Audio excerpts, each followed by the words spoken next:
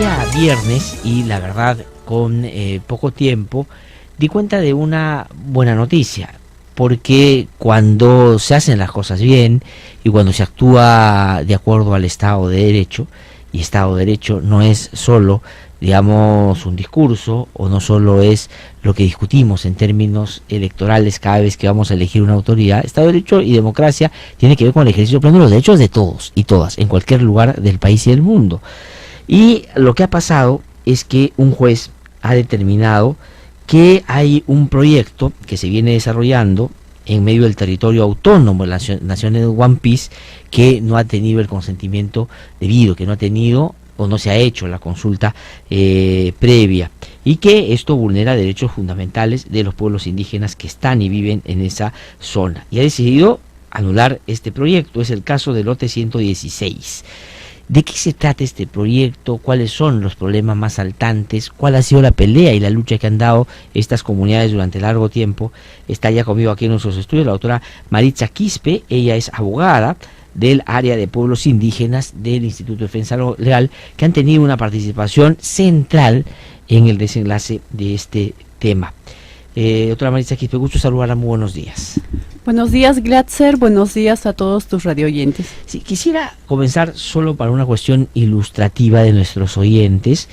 ¿Cuál es el caso? Es decir, ¿qué cosa es el lote 116? ¿Cuáles eran los problemas que ustedes identificaron que hace algún tiempo esto estaba generando? ¿Y cómo así es que esto se canaliza hacia el sistema de justicia? Sí, mira, Glatzer, en realidad este caso es un proceso de larga lucha de los pueblos Aguajún y One Piece, ¿no? Quienes el año 2014 presentan una demanda constitucional de amparo en la ciudad de Lima, exigiendo la nulidad de ciertos decretos legislativos emitidos por el Ministerio de Energía y Minas y Perú Petro, que no fueron consultadas estas comunidades, ¿no? El lote 116 es un lote petrolero que se superpone a las 73 comunidades establecidas en la provincia de Condorcanqui, en Amazonas, pero no solo se superpone esas 73 comunidades, sino además se superpone a parques nacionales, que es el Parque Nacional Estotuntanay. Ajá. Entonces, de alguna forma afecta el derecho al territorio de estas comunidades. Ahora, y en ambos casos, tanto digamos del territorio donde viven estas comunidades como del parque, hay un promoción del parque, un reconocimiento estatal de que es un parque y por lo tanto tendría que ser una reserva. Eso por un lado, pero por otro lado nuestros oyentes pueden preguntarse, ¿y por qué, si este caso es en Condorcanqui, en la región Amazonas, por qué se activa un mecanismo en Lima? Es decir, ¿por qué se tiene que discutir esto aquí? ¿Qué cosa hace que esta sea la sede donde se han discutido estos temas? Sí, Glatzer, efectivamente, por lo general el Código Procesal Constitucional señala que la demanda debería de ser presentado en el domicilio del demandado, ¿no? Pero también indica que esa puede ser presentada en el lugar donde se cometieron los hechos vulnerados. En este caso se ha omitido la consulta previa en Lima. Perú Petro y el Ministerio de Energía y Minas emitieron los actos administrativos inconsultos en la ciudad de Lima. Es por ese motivo que nosotros presentamos la demanda en la ciudad de Lima. De acuerdo. Y esta demanda se inicia a propósito de, no en el marco judicial, sino en la voluntad que se expresó en varias gestiones de estas comunidades para que esto se pudiera hacer en el camino. Es decir, no es que piden la consulta previa solo a través de un caso judicial, sino también lo venían hace tiempo expresando y no fueron atendidos, o cómo fue que se llega al Poder Judicial.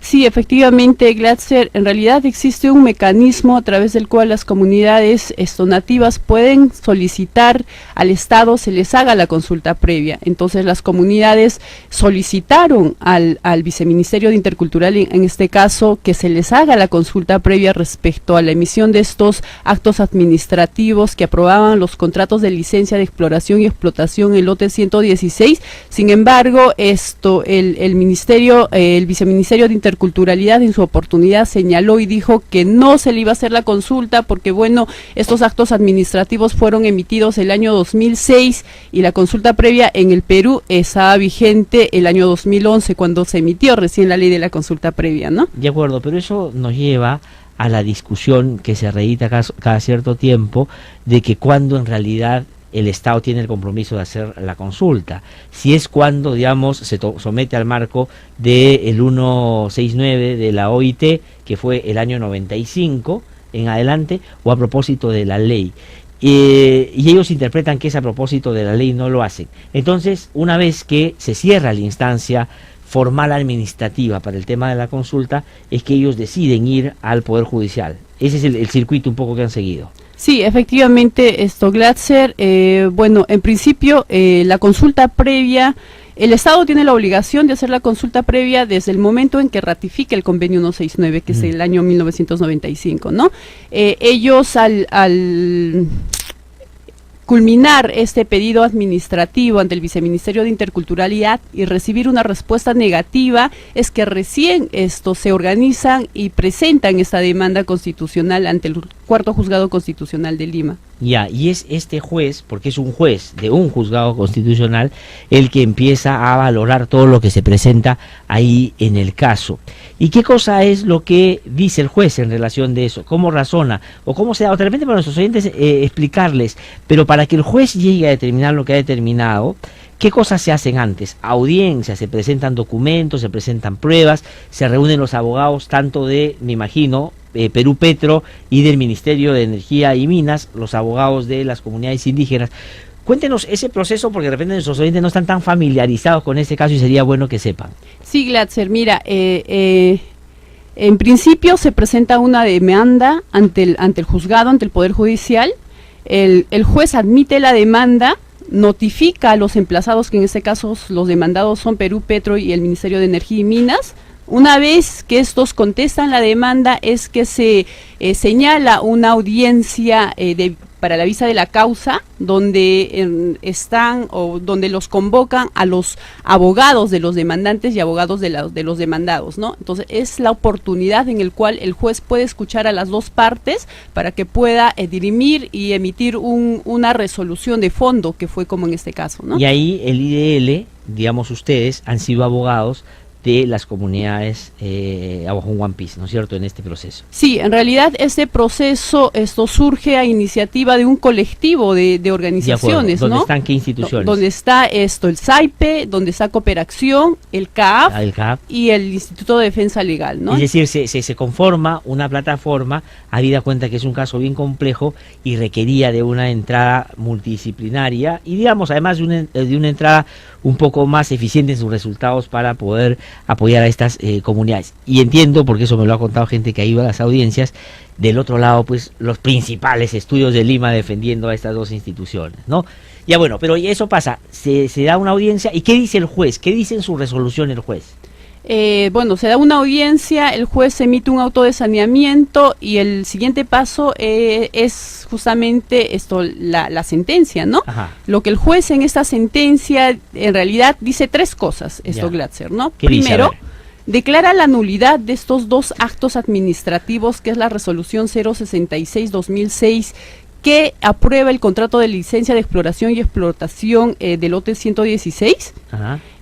Suspende las actividades en el lote 116 y ordena que estas empresas, en este caso Pacific Rubiales y Maureles Pron, se retiren de la zona, Glatzer, ¿no? Pero además yo creo que esta sentencia es muy importante, Glatzer, porque el juez del Cuarto Juzgado Constitucional dice de que, bueno, que se haga la consulta si en el futuro estas entidades del Estado quisieran volver a emitir estos actos administrativos, están en la obligación de consultar. Ajá. O sea, lo que dice es deroga el soporte legal de lo que se desarrolló ahí, se anulan esos decretos, después se dice que se pare lo que se está desarrollando en el lote y después dice que salgan.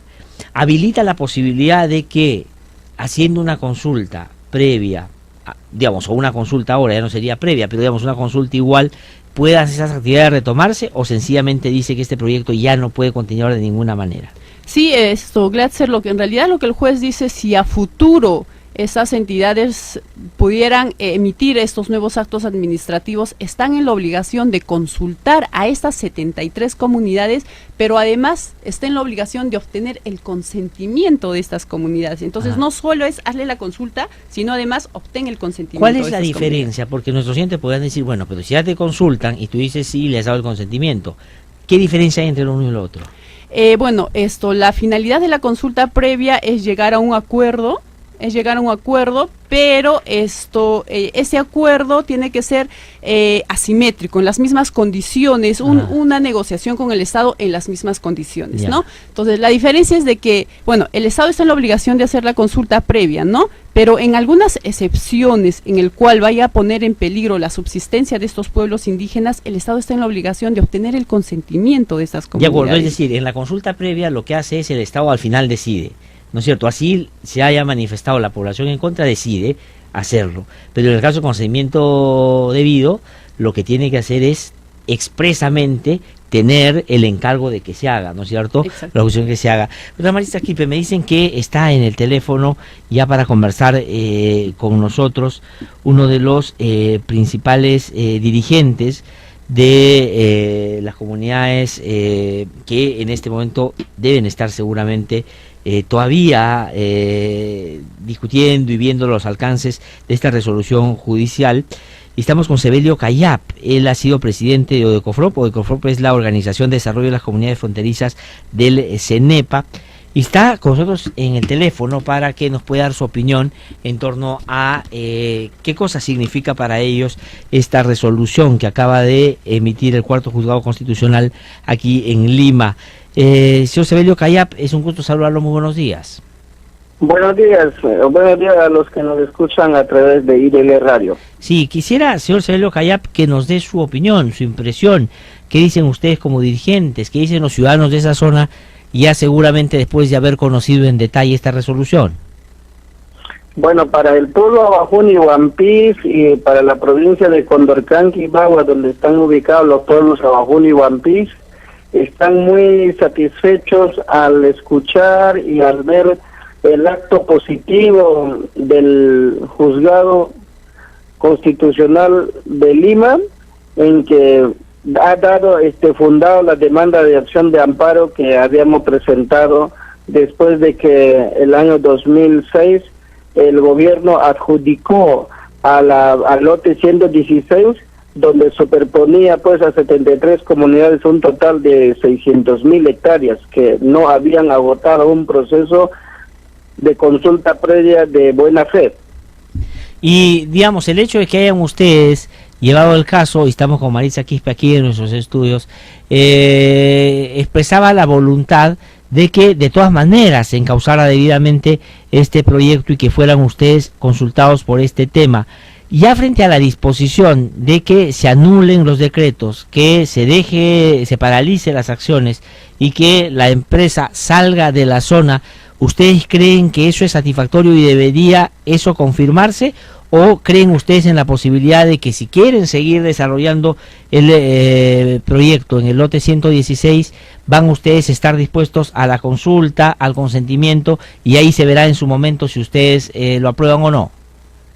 Perfecto.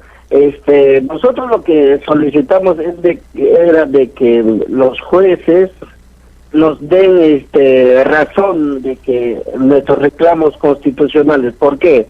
Porque de acuerdo a la ley tuvimos que ser consultados porque el convenio 169 ha sido ratificado por el Congreso de la República en el año 1995 de febrero.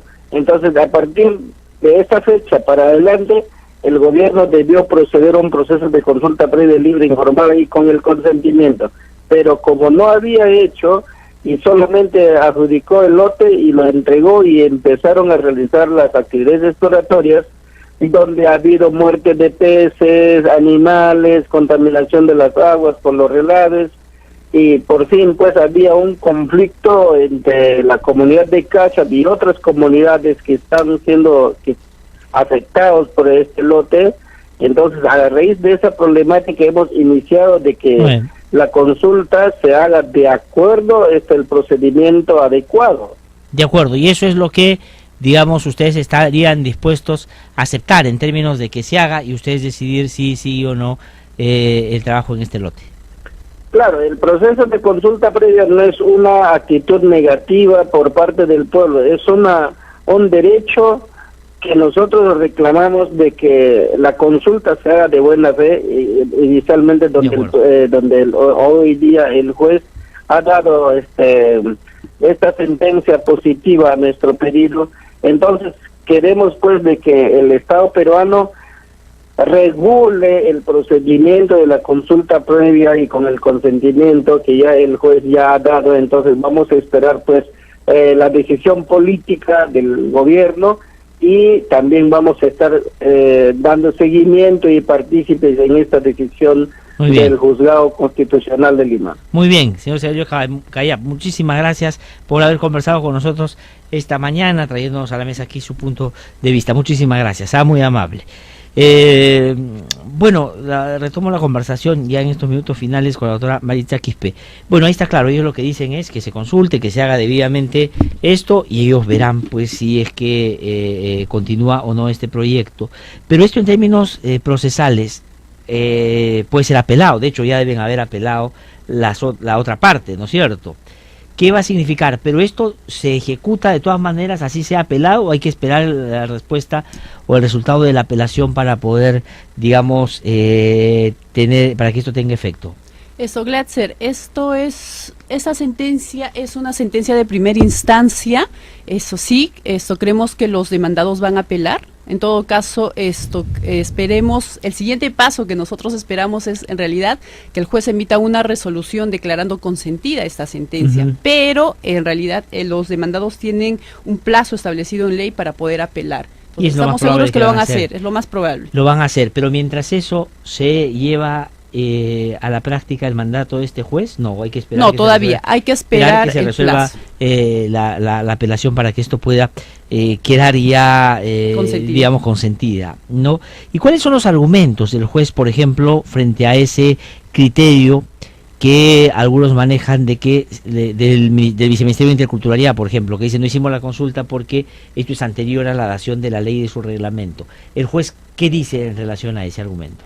Lo que el juez dice es que el convenio 169, el Perú ratificó el convenio 169 en 1995, ¿no? Frente a esto estaba en la obligación Perú Petro y el Ministerio de Energía y Minas estaban en la obligación de hacer la consulta previa a estas comunidades respecto a estos actos administrativos emitidos, ¿no? Ajá. Es lo que dice el juez. Ya, por lo tanto, digamos, lo que hace es validar el pedido de las comunidades indígenas que habían venido reclamando eso por distintas vías. Y una última pregunta en relación a esto. ¿Cuánto puede demorar esa segunda parte de este proceso? ¿Cuánto ha demorado la primera para comenzar y cuánto puede demorar esa apelación? Porque esa apelación ya no es ante un solo juez, este juez que ya dio su resolución ya no tiene nada que ver con el caso va a pasar a una sala, ¿no es cierto? Cuéntenos eso, por favor. Este caso duró aproximadamente 2 años y medio. Lamentablemente en el Perú, y como siempre lo decimos nosotros, es que los plazos en los procesos constitucionales es literatura pura, sí, pues. No se cumple. Entonces esperemos que en esta oportunidad pues el juez de segunda instancia pueda emitir una segunda opinión de revisión lo más antes posible y no demore otros 2 años y medio más, ¿no? Entonces yo creo que podría, efectivamente. ¿Pero quién va a haber? ¿Un juez? En realidad lo van a ver 3 jueces, ¿sí? Claro. Son 3 jueces los que van a ver en esta segunda instancia que se... De acuerdo, esperemos que sea pronto y digamos por los argumentos aquí esgrimidos y por lo que dicen las comunidades, pues deberían confirmar esto que ha dicho este juez en primera instancia y llevarse a la práctica esto para que se pueda realmente desarrollar un proceso de consulta que, ojo, no tiene nada que ver con talleres que vas y le explicas, tiene que ver con un diálogo intercultural en realidad que puede y debe tomar tiempo y hacerse de buena fe, no tratando de sorprender a las comunidades, como ha dicho Severio Cayap.